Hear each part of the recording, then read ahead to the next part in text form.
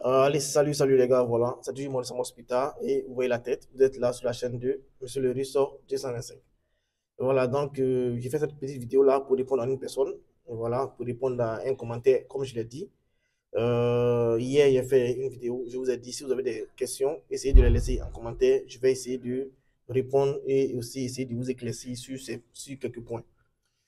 Ok, donc, comme je le disais, il y a ceux qui ont postulé pour la bourse de la Russie. Voilà. Et il y a une personne comme ça qui me pose la question à savoir est-ce que la lettre de recommandation qu'on demande voilà, par rapport à la bourse de Russie, est-ce que cette lettre de recommandation est assez importante? Voilà. Donc, je vais comme ça essayer de donner un peu d'explication pour la lettre de recommandation.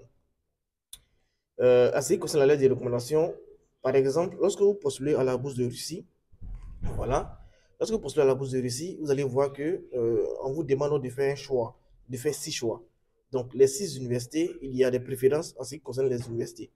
Soit, et les gars, n'oubliez pas, juste une parenthèse, likez la vidéo, et voilà, et essayez de partager à ceux qui en ont besoin.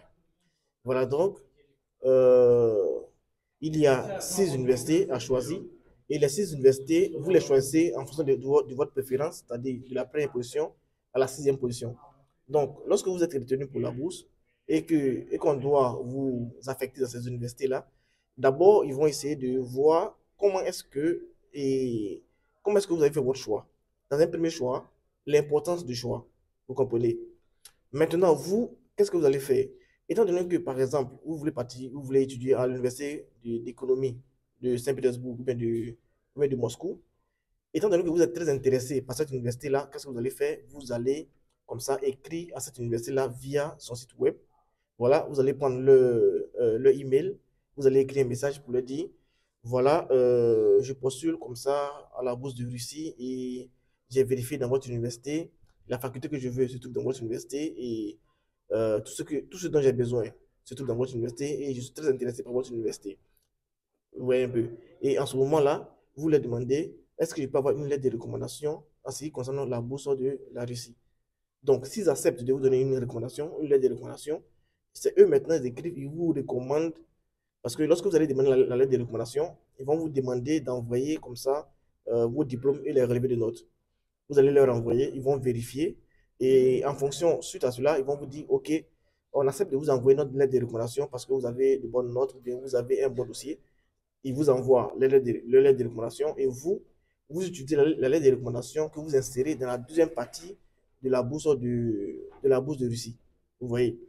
Donc, lorsqu'ils vont commencer à faire, par exemple, comme ça, les distinctions vont commencer à choisir les étudiants, ils vont commencer à affecter les étudiants, ils vont vraiment porter attention à cette lettre de recommandation pour pouvoir insérer l'étudiant dans cette université-là, obligatoirement.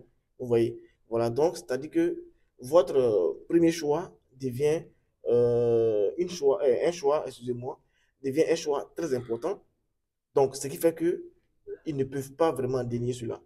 Oui, donc, voici pourquoi il y a l'importance de la lettre de recommandation. Sinon, en grosso modo, la lettre de recommandation, c'est pas obligatoire. Voilà. Parce que même si vous n'avez pas de lettre de recommandation et que vous êtes retenu, voilà, on vérifie la première place. S'il y a la première position, la première université que vous avez choisie. S'il n'y a pas de place, on passe à la seconde.